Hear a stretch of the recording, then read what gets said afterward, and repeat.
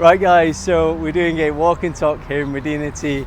It's absolutely boiling, as you can tell by the sheer amount of sunlight bouncing off my head and my quite almost sweaty forehead. This is my favourite place in Medinity. My absolute favourite place, alhamdulillah, is around this area, not just because it has the best mosque in the whole compound right here, which is the mosque near gate 1. I mean, mashallah, just look at it. It kind of reminds me of Masjid Qiblatain, doesn't it, actually, just looking at it, the one in Medina. So you come through gate 1 over here, and you do on a Friday, mashallah, the Jummah Salah is absolutely incredible, and the scenes here is just amazing. So yeah, this is the first main entrance of Medinity, is right over there. You come through gate 1. This is now rush hour, everyone's coming back from work by the looks of things. Incredible palm trees, the sun is shining, let's correct myself, the sun is shining. Got a group of villas, the mosque as you enter, and then you've just got the Medinity compound. Those of you who've probably watched my previous videos, those of you that previously watched my videos will know that Medinity is definitely one of the compounds that I recommend, especially if you're from the UK or the US. It can accommodate nearly 1 million people, which is insane to think that they call this compound and not just like a mini city. But yeah, you've got what I think is the most signature thing for Medinity over Rahab. And for those of you that have watched the previous videos, you know Rahab is my favourite compound. It's a place where I live. But the one thing that Medinity has over Rahab is just the sheer amount of space. You have wider roads, you generally have, as you go through more of the compound, you have more space. There's a lot more palm trees for my particular belief, I think there is. And look at this. The whole compound is designed around the idea of being a self-sustained city. The whole idea of being a self-sustained city is based off the fact that not just the fact that it also has lots of mosques and the area is set up with wider roads, as I've just said, villas, apartments and things like that. You have generally everything that you can need, like absolutely everything that you could need in the compound. So as you come through gate 1 of Medinity, you'll find to your right not just the main mosque of the compound. For me, what is a massive advantage of Medinity is just the sheer amount of open spaces for families who want on a Friday afternoon after Salah to just play with their children in fields and know that it's going to be super safe. You've got open spaces by the side of restaurants, of cafes, of play areas, and this for me is the most signature thing of Medinity. So when you come behind the mosque, and generally on a Friday, by the way, it's never going to be as empty as this. Like literally there are thousands of people just milling around after the mosque. It's really, mashallah, how like the UK and the US is on Eid Salah, like in particular when you have Eid Salah on a day where you pray outside in a park. That's what Friday Jummah is like. Just get some shade, it's absolutely boiling. That's what Friday Jummah is like every Friday, alhamdulillah. So these are the spaces that I'm referring to. You've got like a play area to the right, which you'll see, which is really nice. People can do some like fitness stuff in the distance. I don't know if you can quite see it, but that's there. Then you have a group of villas behind that, and probably my most favourite location if you can live in Medinity is this. And then as I turn around, I'm going to show you in a second, you have an amazing set of cafes and places to eat and just enjoy with your kids. And they can bring their scooters, as you can see here, bring their scooters, they can bring their skates, and you as parents, alhamdulillah, can just sit in Albino's, but for me the Poir is better. It's a cafe just further on, and you can just enjoy your Friday afternoon. You've got a set of like food stalls, food huts to the right that open up in the evening. because this gets quite lively around here. And then you've got a big screen over there, and I haven't come ever to see any football, but I'm imagining as a big football fan, probably able to watch maybe a decent game of football. I hope so. But it's really pretty cool because you can literally just enjoy your whole day in this one area.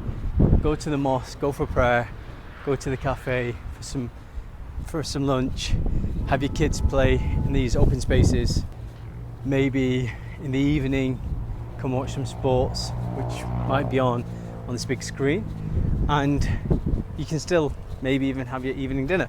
So there's Le Poire Cafe, probably my most favourite cafe, and this is also a really nice little area. So in the afternoon time you'll find they have, a lot of the times anyway, they'd have the water sprinklers on, just waiting to go past a group of people. So yeah, they will have water sprinklers on here, most likely, and you can just literally, my team members are supposed to be waiting for me around here somewhere. You can enjoy a little coffee, some nice food, the bar cafe. I really hope I'm not butchering that, but it's a cafe that does one of the best desserts. It really does one of the best desserts I've ever had. It was like a rice pudding cake, and it was incredible. Like literally the best dessert I've ever had. So for me, this is just a little sample of what Medinity offers and why it's one of my family's favourite places to come on a Friday afternoon, just because it's a nice change from Rahab with the hustle and bustle. Even though it's a New Cairo compound, it's a lot busier than this. This just adds another element of calm and peace and safety and enjoyment, and obviously just mixing it up. So let me just pan the camera on again so you can see what I'm seeing as we continue our walk through Medinity. As you can see, guys, it's a nice little area to just sit down with your family, maybe your spouse, you and her, or her and you can just get a nice coffee, some food, and let your kids just play. Literally to the right is that open space that I was talking about. You've got the big screen in the distance over there, and your kids can literally just skate around, have some fun.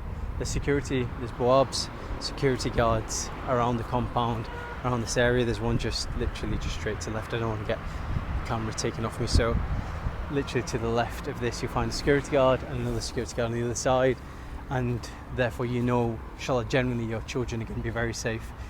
So for me,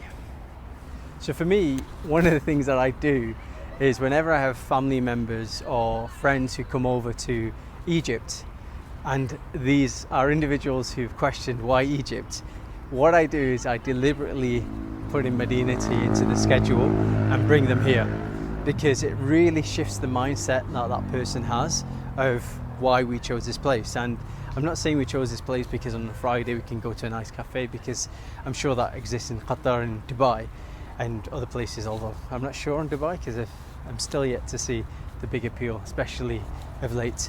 But what you do find when you do those things of bringing family and friends to these particular areas is they get a better balance, or they get a appreciation of the balance of why we chose Egypt. And they can see, wait, you've got the heritage, the culture, the rich history, the ability to get access to the best Islamic scholars and teachers for your children, maybe even for yourself. And then you've got this whole other side, away from maybe the hustle and bustle of old Cairo, where you can get the exposure to the Arabic and the Quranic learning that you might want to go on, or the Islamic scholarship that you might be pursuing. Then you've got this as an escape, so you're able to really combine the two sides of life that are essential for an element of peace and contentment. The idea of being able to have your, inshallah, dunya taken care of. Like, you've got to live, and you've got to try to live in a place that at least to some extent resembles the idea of comfort and peace that you find at home. And then you want to be able to pursue, inshallah, the akhirah, like pursue what the next life means to us. And that's why people do hijra, right? Is because we're trying to find that element of balance, we're trying to find that peace, the contentment, the ease, and just the sense of belonging. And I think when you're able to have both be present, it makes the whole experience, and makes the idea of hijra and the idea of just pursuing and searching one that you want to continue doing, and just try to facilitate for yourself and those that you love. So we are now going to be moving out of this area whilst I ramble on, and you can see just beyond that area and the cafes another set of like park-like areas and green areas that are just very picturesque. I mean, how calming does that look and feel? Just alright, other than this like peeping that you can hear in the distance. Imagine just doing a bit of earthing as people do, and just closing your eyes, maybe not in 36 or 38 degrees because I'm sure that will be quite intense, and just relaxing a bit in the gardens over there. Pretty sweet as a potentially useful idea. So I'm going to loop around this area as we continue through, and I really hope you guys are enjoying what you're seeing so far, because I am sweating, you know, sweating a lot. It is very hot, very hot. Right, you have this, just giving you a better view, and okay, back to what I see. I've decided today I'm gonna rock sandals and socks. Don't know how sensible that is, but it means that I don't get a bit of blistering whilst I go on this walk. Right, let's continue. Just getting a coffee with the guys. Shame, where are you? Shame, nice to see you with us. You're here. Alright. Alhamdulillah. And we have your name? Hi. That's everything, thank you. So 550, which is... Okay, that's about just under £10 for those of you wondering, about $10. I'm going to give it to Mohammed whilst I cough up the cash. Visa, please.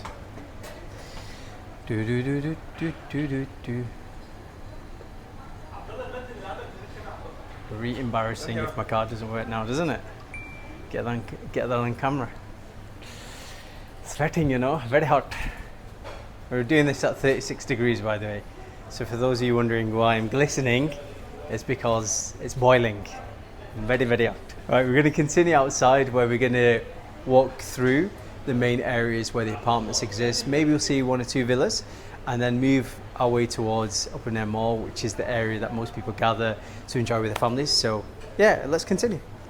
By the way, one of the things that I must say about Egypt is the quality of the baristas really does rival what you find in the West. Maybe in some coffee shops, I'd say it's even better. I mean, look at Mohammed, look how happy he is about getting his Spanish latte. Are you happy? Very? Excited?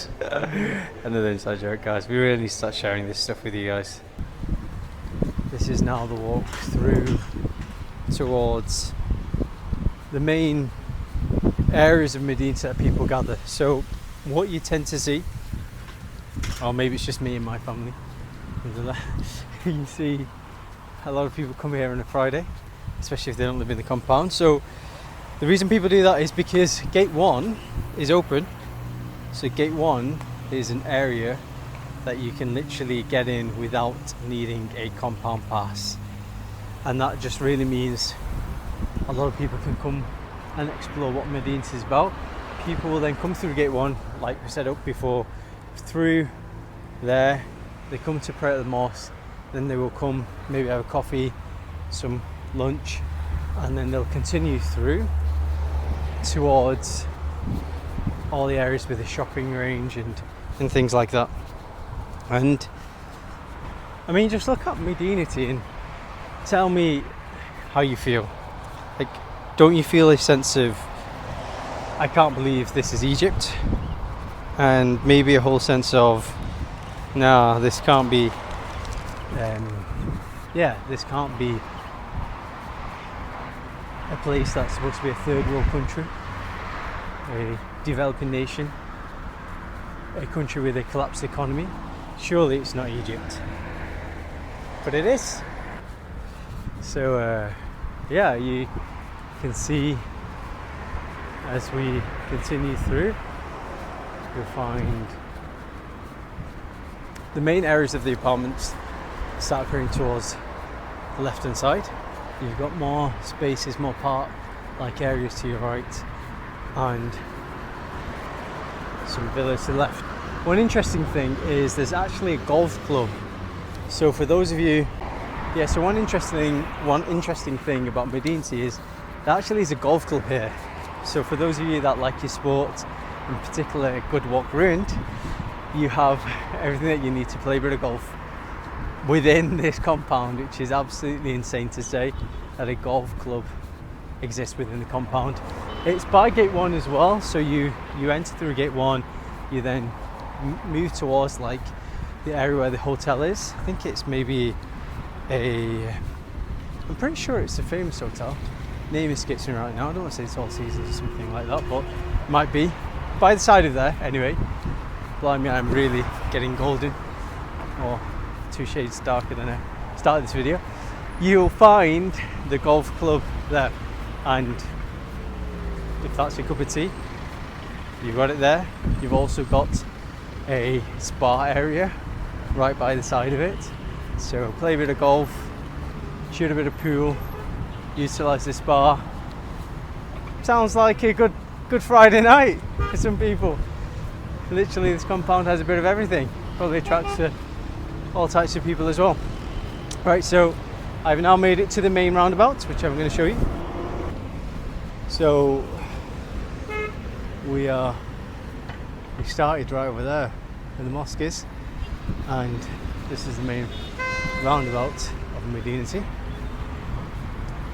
We're going to wait for it. So that just sounded wrong. We're going to head towards, I just realised. We are very far. This says over there, open air mall is this way. Right, so we are going to be making our way towards open air mall, which is this way.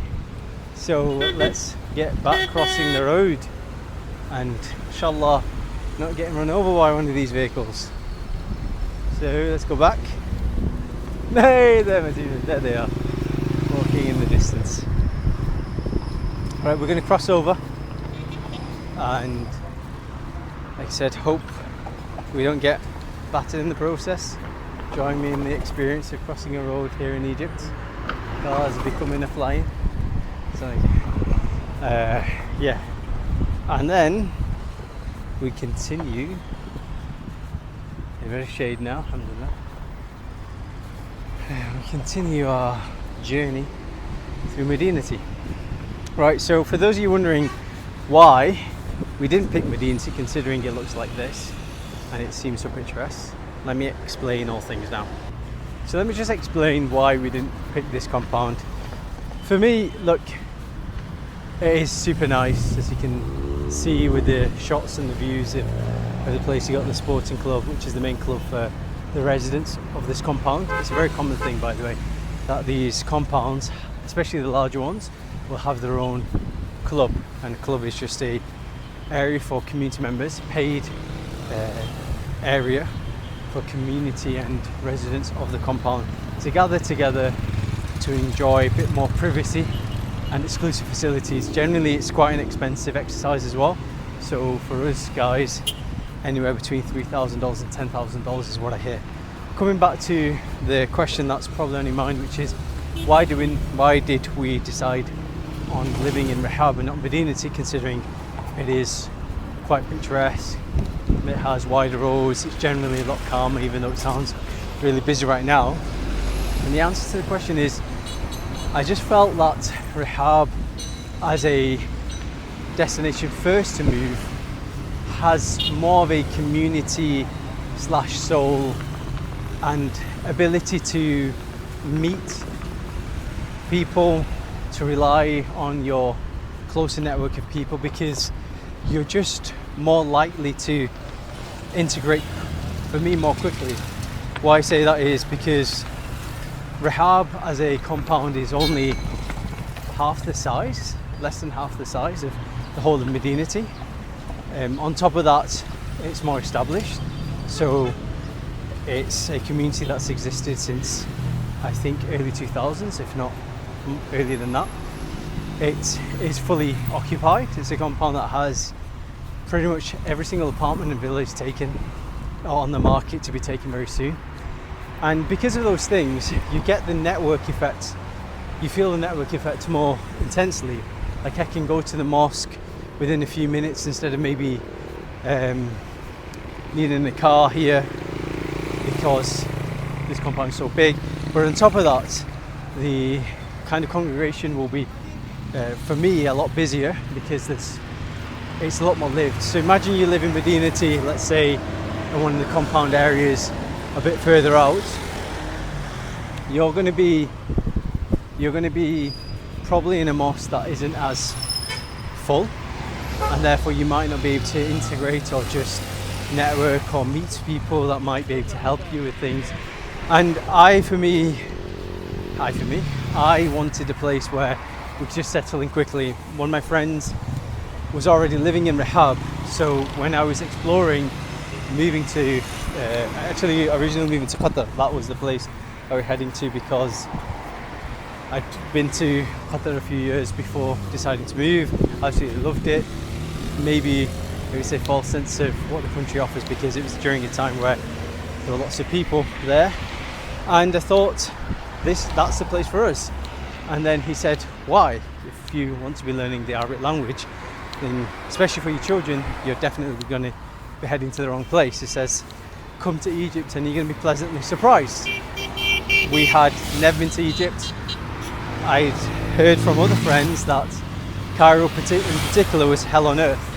So when he had that conversation with me, and when he showed me what he showed me, I was massively shocked. And we've got to try and navigate these sprinklers. Just wanted to show you, just as I attempt to do that, some villas in the background. And look how beautiful this looks. I mean, I'm probably showing you this compound in all its glory with the sun about to set in an hour or so, a few hours, so the time after Asr. It just looks very, very picturesque. So yeah, he'd kind of convinced us through not just showing us what it looks like, and the fact that it is significantly more cost effective to move to New Cairo. And I've been shocked about how much more of a saving that we're experiencing by living in New Cairo over Qatar. We decided to meet to Rahab because he was vacating his place, and it just seemed like a good swap, a good fit, because he'd experienced everything that we needed, and we almost had someone that had trodden the path that we wanted to take. And after that, I'm not going to lie, we then decided we wanted to be absolutely certain that Rahab was the place for us. So we went on a bit of a fact-finding exercise, even though we'd already moved into Rahab and into the apartment that my friend was staying in. And what that meant was, let me just show you this. So every area will have a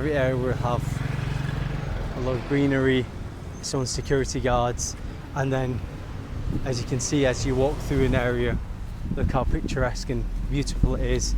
It's very calm, it's very peaceful, and I wanted to show, nice motorbike, my friend. I wanted to show you what you can experience when it comes to villas, because a lot of the content that I've been making has probably been focused more on apartment living, because that's generally the first step, or the steps that people take. But this is a private area of Medinity where you just find villas only. I mean, can you hear the difference? The noise of beeping horns starts to fade, birds are chirping. Mashallah, doesn't get much better than this, does it? So yeah, this is what house, or villa living is like here in Medinity.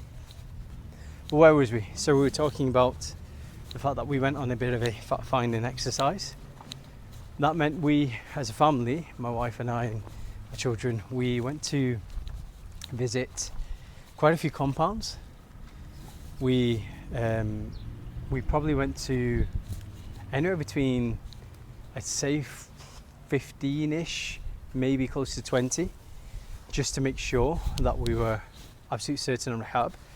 And despite different compounds having a lot of advantages, like Mavida was just super luxurious, super beautiful, super well maintained, really clean, very much what you expect if you were living in Dubai.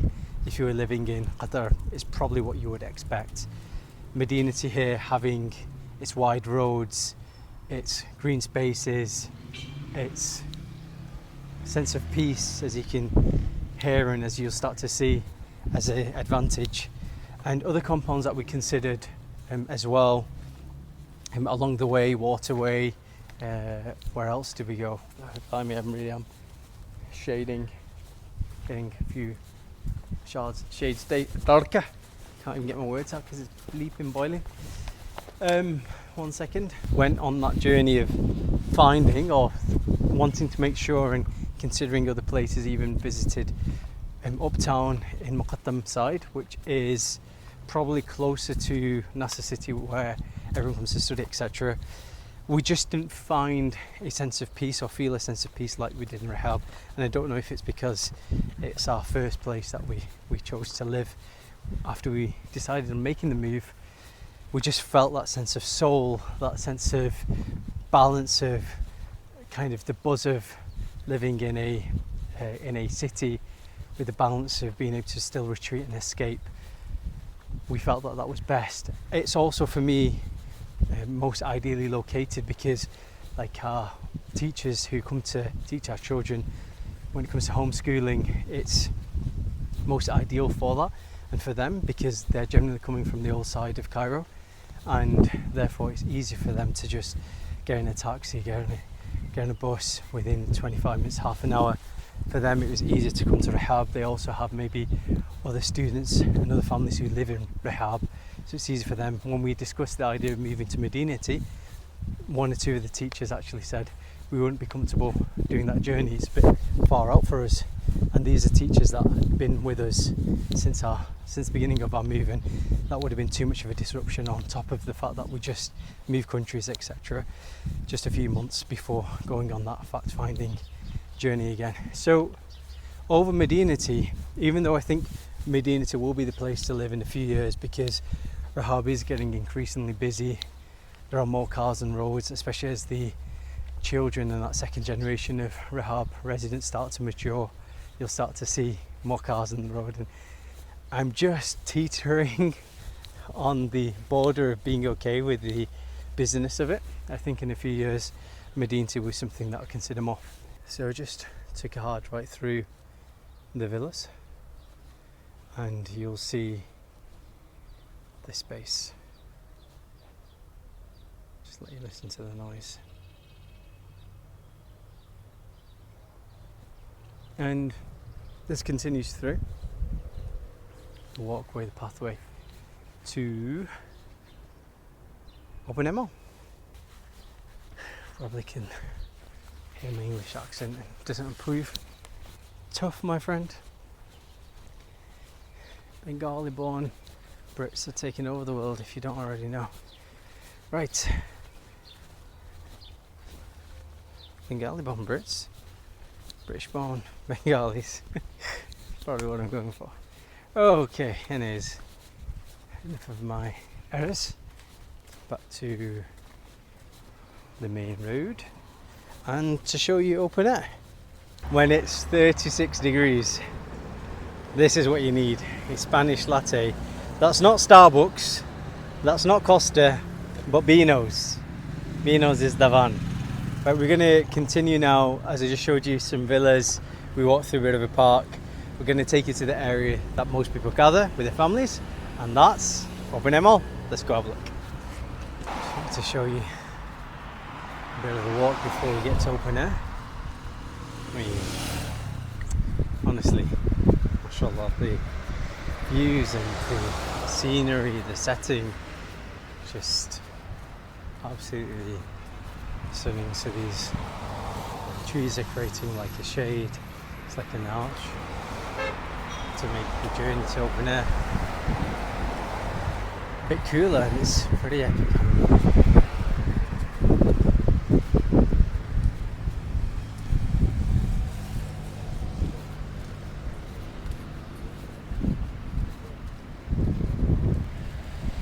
Still walking, guys, to open air. A lot further than you think. So from the mosque where we began our journey, I'd say if you're walking, definitely avoid doing so in the summer. But it's about, I'd say 45 minutes walk, a 45-minute walk. Yeah, I'd say 45 minutes to an hour, depending on your walking speed. I'd say 45 minutes if you're a brisk walker to open air mall. But if you are with your family and it is the summer, and if you have young kids, I probably would suggest getting a taxi. So I also just want to quickly cover the topic of doing hijra as well, because a lot of people talk about it, and for me, I really try my best not to define it as that, as the thing that we did. But many of you are wanting to go on that path, and you're probably thinking, how do I make the decision as to where to go? So for me, that depends on a few things. One is, what is your source of income? And if there was any issues to your source of income or sources of income, how quick and easy is it for you to get back to resolving those issues? So for me, that's a large component of why we picked Egypt. Egypt is generally just a 5-hour flight from London, 5 hours, I think 20 minutes or so to Manchester. So alhamdulillah, I do frequent back to the UK, as well as going the other way. Egypt is quite centrally and ideally located. You're going on a plane to Dubai, it's probably around 3 hours. If you want to go to Saudi, it's 2.5 hours. If you want to Qatar, it's another hour or so 3 hours in total. And then recently, just come back from a trip in China, alhamdulillah, that was a 10-hour flight. So it wasn't as bad as a 14-15 hour flight that it would have been. And that just makes the decision of, okay, if I've got business interests and things that I need to do, how centrally located is it? The second thing, with that being said, with it only being 5 and a bit hours away, for me, it's great for the fact that my parents, who are getting older now, they can get on a plane and it not be too particularly taxing for them. So they visited now, really can't do anything about this there. They visited now twice, and it was a 5 and a bit hour journey. It was just about bearable. It's just about bearable for anyone who's elderly. I think 5 and a bit is fine.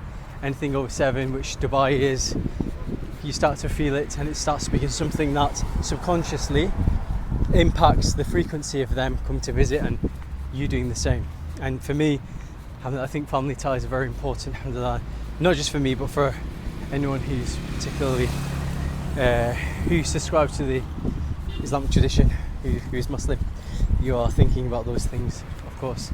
So yeah, that's factors number 1 and 2. And then the third is, what is the reason? Like, really, what is the driving factor? And I think most of us conflate multiple reasons, and we're not able to make one critical factor the be all and end all, which I think is needed if you're going to do a move like this. So you might be saying to yourself, I want to be able to learn Arabic, I want an Islamic environment, I want to be able to live comfortably, live a high quality of life, and all these factors that you tell yourself, right? But you might not be able to live a high quality of life and go on the journey of learning Arabic. And if you're unwilling to sacrifice a few things and be able to make a critical decision, if you're unable to make a critical decision, I don't think you're ready. So my friend said to me, and something that still resonates with me, he said, okay, If you are unable to achieve, let's say, 4 of the 5 goals you have for doing the move, and you only achieved your top priority, would you be satisfied? And I said to myself, yeah. I said to him as well, I said, yeah, that would absolutely be a win.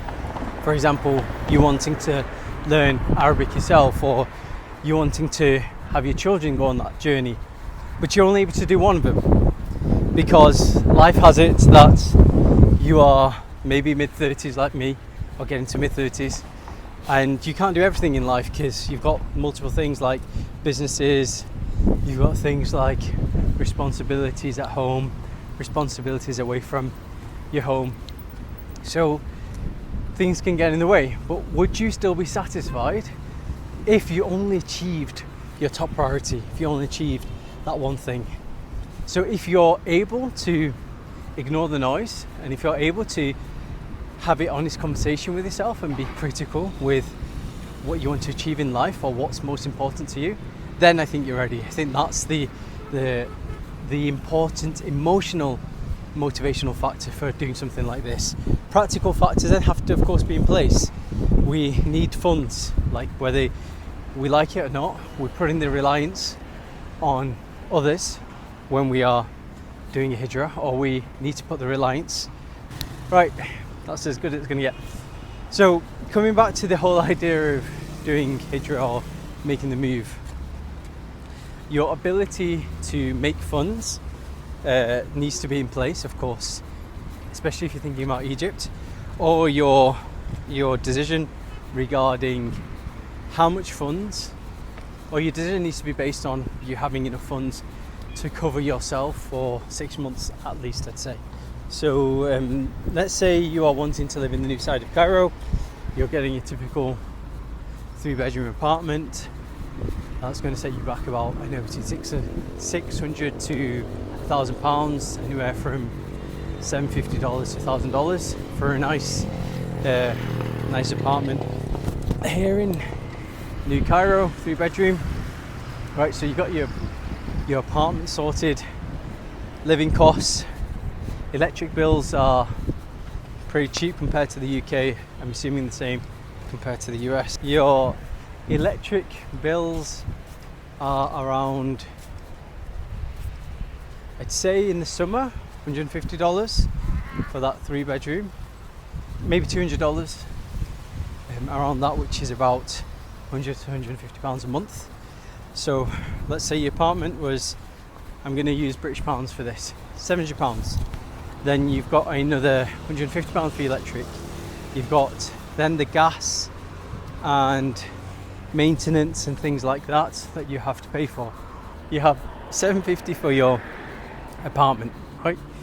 Then you have another £300, so £1,050, let's say £1,050, and that's just to cover the basics of your living costs. Then you've got things like the whole reason you probably moved to, right, £1,050 plus education fees. Generally aren't going to be too much. Let's say you're a family of 4. If you're homeschooling, it's significantly more. It's about £400 to £600 for private teachers to come to educate yourself, your children. That's maths, English, Quran, Arabic. Maths and English for your children, Quran and Arabic for yourself, potentially your wife as well. So yeah, we're starting to add up now, aren't we? So with some other discretionary costs, your monthly shop, maybe you're doing your monthly shop, you're eating out, you're looking at least to live comfortably, at least you need to be making £2,000 British pounds a month to be living, doing the move. So £2,000, approximately $2,500 to live comfortably. But like alhamdulillah, you will be living comfortably for that amount. And you'll be living in a Muslim country, alhamdulillah, you'll be hearing the adhan. There's no perfect place in the world, I promise you that. I've been very privileged to have experienced lots of different cultures and travelled, alhamdulillah, different sides of the globe. Muslim countries being many of them, and I can tell you they have their issues, like our home countries have their issues. But what you will find is those things that you will be sacrificing, like things like being away from family. Just let me just flip the camera around one more time so I can show you what I see. Look at that, people. We're finally getting towards an entrance of the open air mall. They told us the rear of the mall instead, which is annoying. So yeah, the things that you'll be sacrificing, in particular being away from family being the hardest, like it will be the hardest thing. And last time I went back to the UK, which was just a few weeks ago, I really felt heavy in coming back here because I spent a lot of time with my dad, alhamdulillah. And for those of you who've met my father, maybe there's one or two of my friends who are watching the content, they'll know what just a gentle human being he is, and I'm like just enjoying spending more and more time with him, because like many of you probably growing up, especially South Asian lads, we're not particularly close to our dads. It's a very weird relationship that we have when we're young. It's very respectful and very binary in that sense. It's very much minimal. But as my dad started to retire and start selling up his places and putting things on rent and stepping away from his businesses, it meant I spent more time with him, and we went from having awkward combos in the car, you know, whether we'd go together to the mosque, etc. It would be very awkward to begin with, to now just looking, I really, subhanAllah, really miss that. And that's the hardest thing when you're away from people that you love and doing little things that make life worthwhile. But you find it's a sacrifice worth making when you're able to live in an environment where your kids feel very safe and secure, or they're able to like surprise you, like mashallah, with the Arabic maybe that they picked up and maybe some recitation of the Quran, or just be able to get on their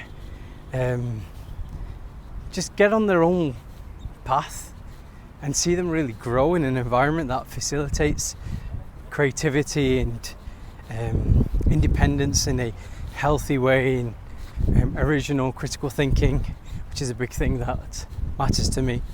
So those things make that whole journey of sacrifice, of doing what we call hijra. Again, it's something that I don't like to label it as, but finding your why and finding a place that feels like home and creates a sense of belonging, it makes it all worthwhile. Right guys, we're finally nearly at open air mall, which seems like I'm taking on a mission of a journey of my life really, and I'm just going to show you the final bits of what make Medinity a nice place to live with you and your family, or just to visit on a Friday or any day with those that you love. Right, let's have a look. Right guys, yep, Mercedes aside, believe it, we are in Egypt. We are in Egypt and we are at the open air mall where I first found my first pair of glasses, my first sunglasses that I loved, that I then went on and proceeded to lose, even though my wife got them me, and I knew as soon as I'd lose them that I would pay for the day that I lost them in a pleasant way. Alhamdulillah, she actually got me another pair. She's alright sometimes. We get along 39% of the time. Anyways, back to the video. Yeah, alhamdulillah, it's much better than that. Just in case she's watching, maybe 42. You can see this area of open air. This is generally an area. Hey, how you doing? Just ignore me then. Hey, there's a new Becky barber. This is probably the biggest chain of barbers, definitely the new side of Cairo. There's another one, Mohammed Rami, I think. They're very good as well, but they just change the prices every time I go. Founder of Mohammed Rami, if you are watching this video, why is it that every time I go, I get charged different prices? I just do not like that, because I prefer your barbers, but I hate inconsistencies. Right, coming back to open air. Coming back to open air mall. Some of you might notice these scenes. Nice waterfall.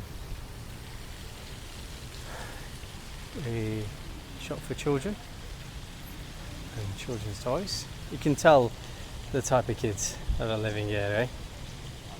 MashaAllah. Whoever are getting their kids these cars, just let me warn you, you're going to be setting a dangerous tone. I say that, and anyways, let's not tell you what's at home in the UK from my kids, but we continue through the area of open air mall. It's actually, even though it's 36 degrees, it's significantly cooler now. Like, it was genuinely boiling before, and I don't know if it's because this area is so well shaded, but it's pretty cool. Right, so behind those doors here of open mall, I'm just going to pan out as I'm joined by more and more people and more families. One of the things that you notice is generally people who live in these compounds, they are coming out in the late afternoon, early evening, especially in the summer. It's just way too hot before then. So I just wanted to show you that behind those doors over there is like an area where, just wait for some people to move out the way because I don't want them to feel awkward. Let's pan back around. So yeah, behind those doors over there is probably one of the best indoor kind of fairs slash theme parks. It's not a theme park, it's like a fair area that you'll find in New Cairo. My kids absolutely love it. It's got some small like roller coasters, it's got a massive gaming area, lots of different games for your kids. They love coming here, so definitely recommend it. It's a place to bring your children there. So continuing around, you've got brands that you need to boycott, of course.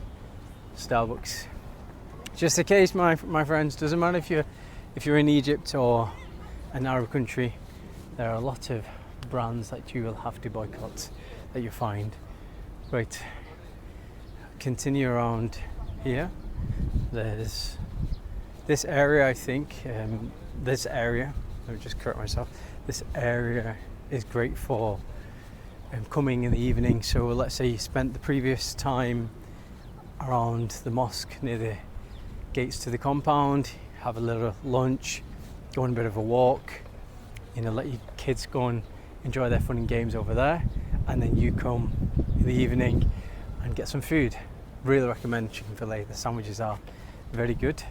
And then you've got things like cinemas, you've got a masjid, and this area in Ramadan, you can kind of imagine what it's like, but it's just such a picturesque place, such a soul-filling place, if that's even a term, because it has literally a bit of everything.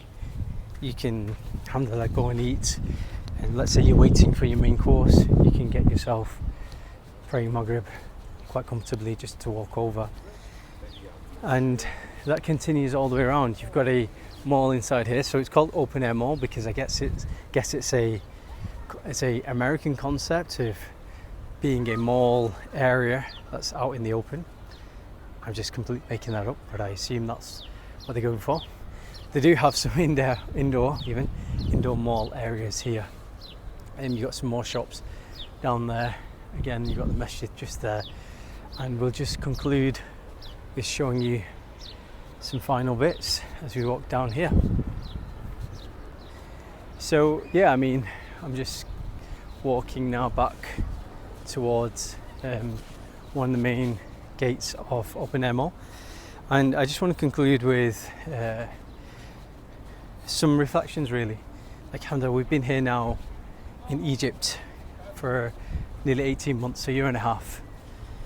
The first year was, alhamdulillah, incredibly, it was like what many experience when they first do a move like this, which is so many little miracles, incredible amount of opportunity and generosity that you come across, and just this sense of, I can't believe all these things have come together. Like, alhamdulillah, maybe it took me a bit longer than some.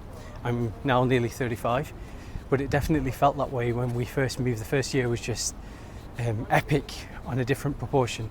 The second year, alhamdulillah, has been amazing, but in a different way. It's probably created more grit. So maybe the honeymoon period was kind of over and done with by the end of January. I in particular, my wife in particular, fell significantly ill turn of the year, and we experienced a lot more setback. And I think that's a reflection of what the journey of life brings. But I must say that one of the biggest gifts is being in the space, having a place where the environment really can facilitate the sense of support and the sense of being able to just have enough room to be able to make critical choices, be able to get what you need and recognise that you can overcome. Like, we've had more setback, but we do feel that sense of steadfastness come through.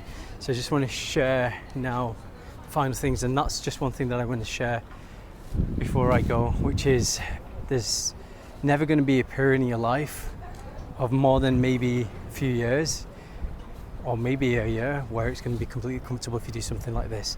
When I was in Saudi just a few months ago, I met a contact of mine who lives in Medina, and he was saying that if you live in Medina, you have to make sacrifice almost on a weekly basis because you endure setback more frequent than others. And I really think that's a symbol of anyone that's going to be going on the journey of just trying to find their why. That anyone who's succeeded in life is making constant sacrifice. Whether you're sacrificing time, to build a great business, so you are giving up time with your kids originally, or your wife, someone's making a sacrifice. Whether that's sacrificing the quality of living so you can save a bit more money to do things like this, just buy a nicer home for your family. Whether that is sucking it up at a job that you absolutely hate because you are providing and putting food on the table for those that you love. Anyone who's trying to do anything of any worth or meaning will be giving up something in their life, and just be prepared for that if you're going to be taking on the journey of finding what you feel is home, especially if it's in a Muslim country. There's going to be lots of you needing to do that, and it'll be worth it, I promise you. Like, despite you feeling like it's really painful at the time of when you're doing it, if you actually go on and stick it out, it shall be worth it. And like anything in life, hard times don't go on forever.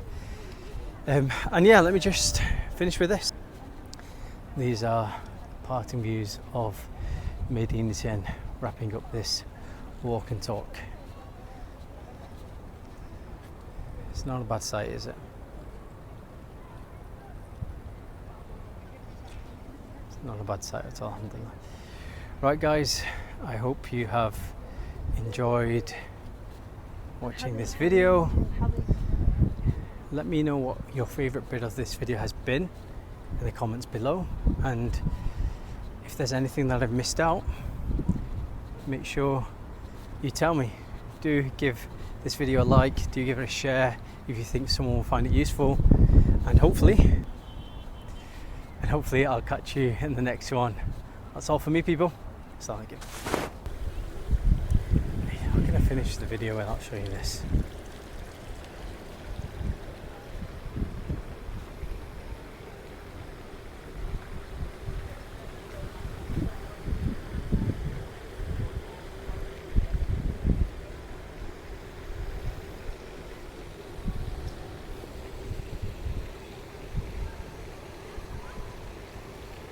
Serene.